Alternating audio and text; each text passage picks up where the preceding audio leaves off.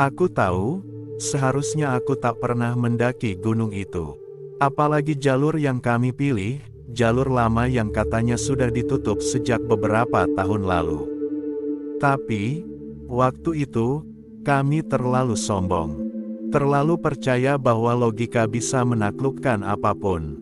Namaku Raka. Ini kisah nyata yang terjadi pada tahun 2019, saat aku dan 3 orang temanku, Andi, Yoga, dan Fajar, mencoba mendaki Gunung Salak dari jalur yang tidak biasa, jalur selatan yang dikenal sebagai Jalur Ciputri Lama. Jalur itu sudah lama ditutup karena seringnya pendaki hilang dan munculnya kejadian yang tak bisa dijelaskan. Kami tak percaya, maksudku, siapa yang benar-benar percaya cerita-cerita horor pendakian itu? Kami pikir itu hanya mitos, hanya untuk menakut-nakuti pendaki pemula. Tapi semua berubah malam itu. Malam saat kami memutuskan untuk bermalam di pos 3. Malam ketika suara langkah kaki terdengar di luar tenda, padahal semua dari kami sedang di dalam. Dan lebih dari itu, suara itu tak pernah berhenti, mengelilingi tenda, bolak-balik, seolah-olah ada yang menjaga. Lalu ada bau amis, tajam dan menusuk, seperti darah yang sudah mengering. Bau itu muncul begitu saja dari arah pepohonan gelap, dan bersamaan dengannya, udara mendadak menjadi dingin, sangat dingin, hingga napas kami tampak di udara. Itulah pertama kalinya kami melihatnya, sosok yang berdiri di kejauhan. Tingginya seperti manusia, tapi kepalanya tidak ada. Dia hanya berdiri di sana. Diam, tak bergerak. Tapi kami semua melihatnya, dan tubuh kami terkunci tak bisa berteriak, tak bisa lari. Dan saat kami sadar, satu di antara kami, Fajar, menghilang. Malam itu benar-benar terasa seperti mimpi buruk yang tak kunjung berakhir. Kami bertiga, aku, Andi, dan Yoga, berdiri membeku di depan tenda, masih terpaku menatap ke arah sosok tanpa kepala yang tadi terlihat di balik pepohonan. Namun saat kami menoleh untuk memastikan Fajar ada di belakang kami, dia tidak ada. "Fajar, lo di mana?" teriak Andi panik. Tidak ada jawaban, hanya hembusan angin yang terdengar aneh, seperti membawa bisikan yang tak jelas asalnya. Kami segera menyalakan senter dan menyisir sekitar tenda. Dan di sanalah kami melihat jejak kaki yang tak wajar. Jejak itu bukan mengarah turun, tapi justru menuju hutan yang lebih dalam, ke arah jalur terlarang yang bahkan tidak tercantum di peta pendakian. Yang membuat semuanya semakin mengerikan adalah, jejak itu berlumur darah. Tapi darahnya bukan seperti yang biasa. Warnanya lebih gelap, kental, dan ada aroma amis menyengat seperti daging busuk. "Lo yakin itu jejak Fajar?" tanya Yoga dengan suara bergetar. Aku mengangguk ragu. Sepatunya model kayak gitu, tapi kenapa ada darah? Kami mengikuti jejak itu dengan senter yang mulai redup. Hutan makin rapat, dan suara-suara aneh mulai terdengar, tangisan perempuan, gemerisik daun, dan sesuatu yang terdengar seperti suara leher patah, krak. Saat itulah kami menemukan sesuatu yang tergantung di pohon. Senter Andi menyorot sosok itu. Kami semua menjerit tertahan. Itu bukan Fajar, tapi tubuh seorang pria yang tergantung tanpa kepala, mengenakan jaket pendaki yang sudah robek-robek dan penuh darah kering. Kepalanya hilang, seperti terpenggal bersih. Namun anehnya, darahnya masih menetes, seolah baru saja terjadi. Ini bukan Fajar, ini bukan dia, bisik Yoga dengan suara parau. Kami mundur perlahan, mencoba kembali ke tenda. Tapi begitu kami menoleh ke belakang, tenda kami sudah tidak ada. Yang tersisa hanyalah tanah kosong dengan bekas jejak seperti sesuatu telah diseret menjauh. Angin bertiup kencang, dan dari balik pepohonan, suara itu terdengar lagi. Langkah kaki, pelan, tapi semakin dekat. Dan kali ini, aku bisa bersumpah aku melihatnya lebih jelas. Sosok tinggi tanpa kepala itu berjalan ke arah kami, membawa sesuatu di tangannya. Sesuatu yang bundar, sesuatu yang berambut. Itu, kepala Fajar. Kami lari, tanpa peduli arah, tanpa tahu kami menuju kemana. Yang kami tahu hanya satu, menjauh dari sosok itu, dari kepala Fajar yang tergenggam di tangan makhluk itu. Langkah kaki kami berpacu dengan degup jantung yang rasanya seperti mau meledak. Andi sempat jatuh dan kakinya terkilir, tapi Yoga dan aku menariknya, memaksanya terus berjalan. Di belakang kami, suara langkah kaki itu tak berhenti. Tapi anehnya, selalu terdengar dari dekat, meski tak pernah kami lihat lagi sosoknya. Sekitar 1 jam kami berlari tanpa arah. Hingga akhirnya kami sampai di sebuah bukit kecil dengan sebuah pondok kayu tua di atasnya. Pondok itu seharusnya tidak ada, tidak tercatat di peta manapun. Tapi saat itu, kami tak peduli. Kami masuk, pondok itu kosong. Bau apek dan tanah basah memenuhi udara.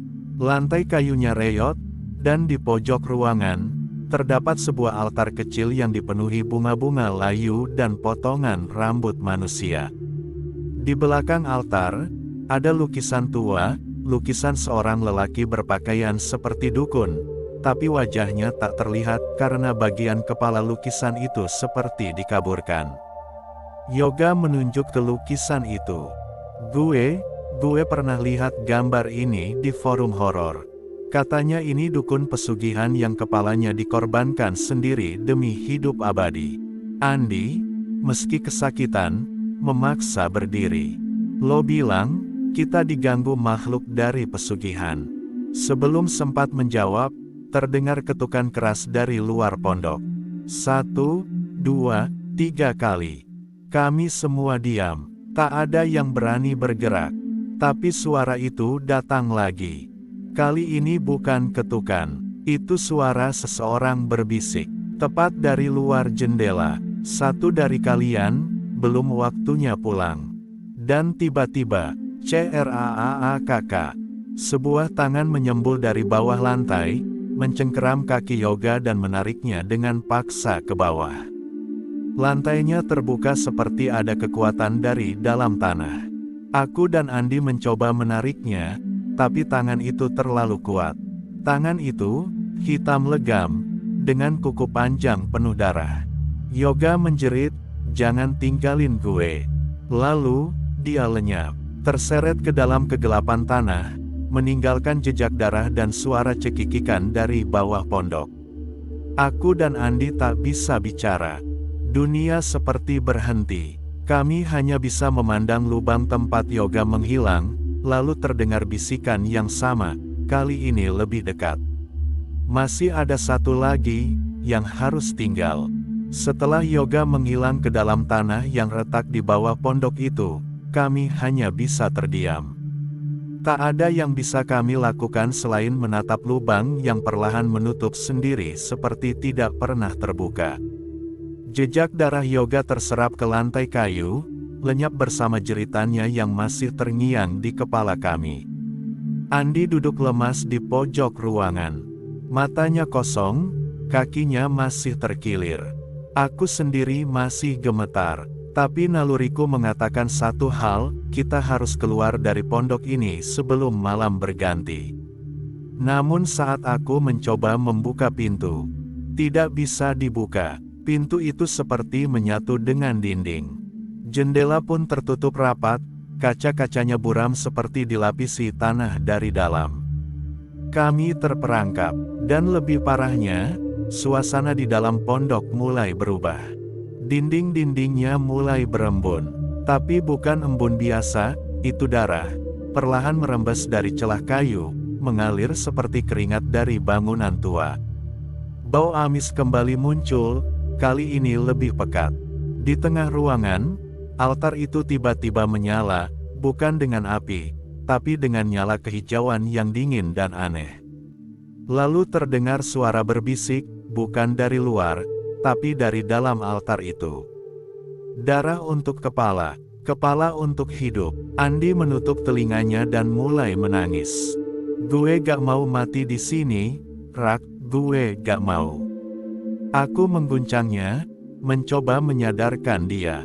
Tapi saat itu juga, lukisan di belakang altar mulai berubah. Wajah dukun yang sebelumnya kabur, kini perlahan terlihat.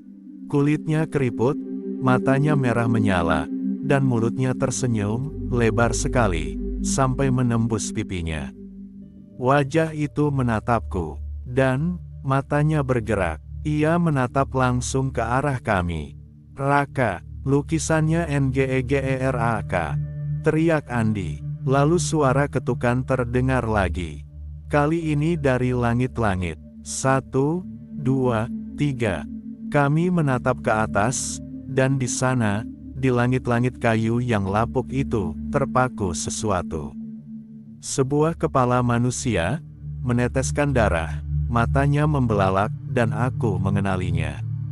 Itu, kepala Yoga. Seketika aku muntah. Andi pingsan. Tapi sebelum aku sempat menyadarkan dia, altar itu terbuka seperti pintu jebakan, dan sebuah tangan kurus panjang muncul, menjulur ke arah kami. Aku menarik Andi dan menyeretnya ke sudut ruangan. Tangan itu menghentak lantai, meraba-raba, lalu menarik kembali masuk, seolah sedang memilih siapa yang akan diambil selanjutnya. Dan saat aku berpaling ke altar, ada sesuatu di dalamnya sekarang. Cermin tua, dan dari dalam cermin itu, aku melihat diriku sendiri, tapi tanpa kepala. Aku terpaku menatap bayangan diriku dalam cermin itu. Wajahku hilang, yang terlihat hanyalah tubuhku berdiri tegak tanpa kepala, dengan darah menetes dari leher seolah baru saja dipenggal. Aku ingin berpaling, tapi tak bisa. Mataku seperti terkunci. Dari dalam cermin, sosok tanpa kepala itu perlahan mengangkat tangannya dan menunjuk ke belakangku. Perlahan, aku menoleh. Andi sudah tidak ada. Yang tersisa hanya jejak seperti sesuatu telah diseret. Jejak darah yang melingkar dan menuju ke pintu altar yang sebelumnya tertutup. Tapi kini terbuka sedikit, cukup untuk mengintip ke dalamnya. Dengan tubuh gemetar, aku merangkak ke arah altar. Di dalamnya bukan hanya cermin, tapi ada sebuah lorong batu sempit, seolah mengarah ke bawah tanah. Suara tangisan, bisikan, dan dentingan logam terdengar samar dari sana. Aku tahu aku tak bisa pergi tanpa Andi. Dengan senter yang hampir habis baterai, aku masuk ke lorong itu. Udara di dalam begitu dingin dan lembab. Dindingnya penuh coretan-coretan kuno, gambar orang-orang tanpa kepala, dan simbol aneh seperti lingkaran darah dengan mata di tengahnya. Setelah berjalan sekitar 10 menit, aku menemukan sebuah ruang persegi kecil. Di tengahnya, Andi tergeletak dengan kepala terbungkus kain hitam, tubuhnya diikat pada batu persembahan. Di sekelilingnya, bayangan-bayangan hitam bergerak dalam lingkaran, membisikkan mantra dalam bahasa yang tidak ku mengerti. Salah satu dari bayangan itu berhenti, lalu berbalik ke arahku. Itu dukun dari lukisan, kini nyata, berdiri dengan tubuh utuh, kecuali satu hal, kepalanya kosong. Seperti lubang gelap dengan darah menetes. Lalu, dia berbicara, tapi bukan dengan suara, langsung dalam pikiranku. Satu harus tinggal, satu harus menggantikan, atau keduanya akan menjadi bagian dari tempat ini, selamanya. Tiba-tiba dinding ruangan bergetar. Batu tempat Andi diikat mulai bercahaya. Dan dari langit-langit, kepala Yoga jatuh, menghantam tanah, matanya masih terbuka, menatapku kosong. Aku punya satu pilihan, tinggalkan Andi dan selamat, atau tetap di sini, dan mencoba melawan sesuatu yang bukan dari dunia ini. Aku memilih yang kedua. Dengan sisa tenaga, aku menghantam bayangan dukun itu dengan batu. Tidak mengenai tubuhnya, tapi mengenai simbol lingkaran darah di lantai. Seketika, Ruangan itu bergetar hebat. Suara jeritan menggema dari segala arah. Bayangan-bayangan itu terbakar dalam api kehijauan. Aku melepas ikatan Andi, menyeretnya keluar lorong. Saat kami hampir mencapai pintu keluar pondok, lantai mulai runtuh, dan dari bawahnya muncul tangan-tangan kurus penuh darah yang mencoba meraih kami. Tepat sebelum kami terjatuh, aku menarik Andi keluar dari pondok. Dan begitu kami keluar, pondok itu menghilang. Tidak roboh, tidak meledak, tapi menghilang seperti asap. Di hadapan kami hanya ada hutan sunyi dan langit yang mulai terang. Kami selamat, tapi ada yang berubah.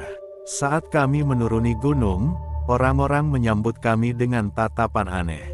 Lalu seorang petugas berkata, "Kalian, dari mana?" Jalur itu sudah ditutup sejak 5 tahun lalu. Tidak ada yang pernah kembali dari sana. Aku dan Andi saling berpandangan. Dan saat aku bercermin di rumah, bayanganku masih tanpa kepala. Sudah 2 minggu sejak aku dan Andi kembali dari pendakian terkutuk itu. Tubuh kami kembali pulih, luka fisik sembuh, tapi jiwa kami rusak. Malam-malam kami tidak pernah benar-benar tidur. Dan sejak hari itu, aku tak pernah lagi melihat bayanganku dengan kepala utuh. Setiap aku bercermin, pantulan yang kulihat tanpa kepala, dan itu hanya terlihat olehku. Aku pernah memecahkan semua kaca di rumah. Tapi setiap pantulan, layar TV mati, kaca jendela mobil, bahkan genangan air, selalu menampilkan hal yang sama. Andi tak jauh berbeda. Ia jadi pendiam, mudah marah, dan sering bicara sendiri. Suatu malam, ia meneleponku dengan suara panik. "Rak, mereka datang lagi." Bayangan-bayangan itu, mereka berdiri di pojok kamarku. Mereka minta ganti yoga. Aku segera ke rumah Andi. Tapi sesampainya di sana, rumahnya kosong. Pintu terbuka, lampu menyala, tapi Andi tak ada. Hanya ada selembar kertas tertinggal di meja. Satu kepala belum cukup, dosa kami belum lunas. Hari itu, aku tahu, Andi sudah diambil. Aku kembali ke gunung, sendirian. Tak peduli larangan, tak peduli jalur itu tertutup. Aku melewati garis kuning yang usang dan mulai mendaki dengan langkah mantap. Anehnya, hutan menyambutku.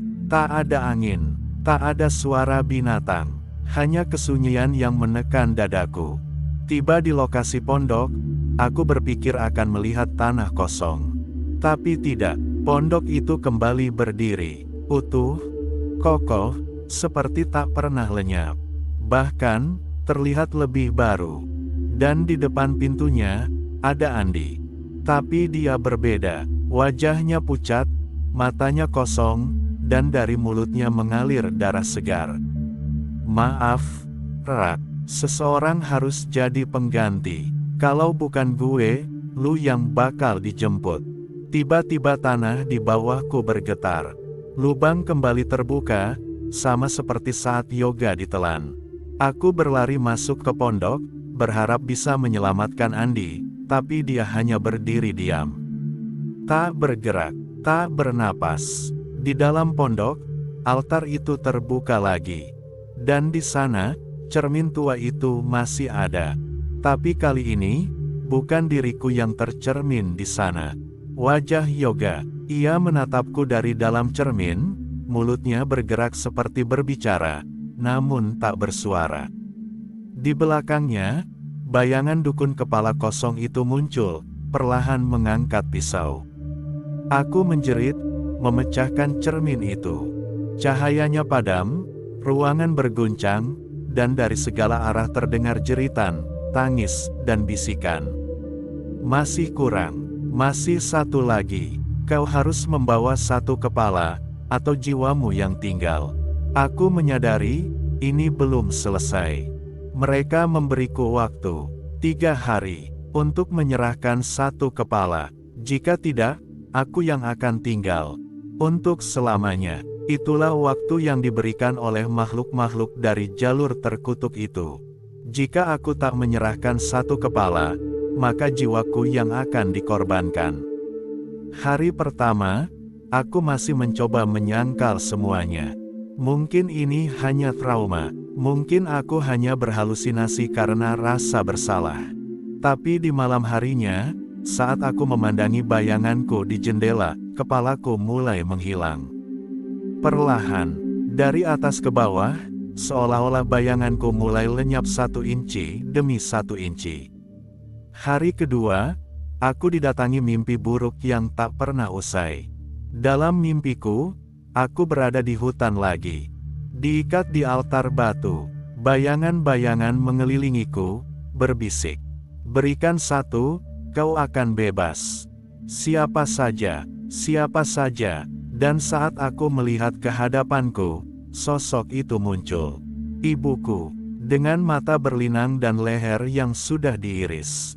Aku menjerit, aku terbangun, tubuhku basah oleh keringat, tapi leherku tergores nyata. Luka yang tak mungkin dibuat oleh mimpi. Hari ketiga, waktuku hampir habis. Dan saat itu, seseorang datang mengetuk pintuku. Davin, teman lamaku saat SMA yang dulu pernah ikut mendaki bersama kami sekali, lalu tak pernah kembali.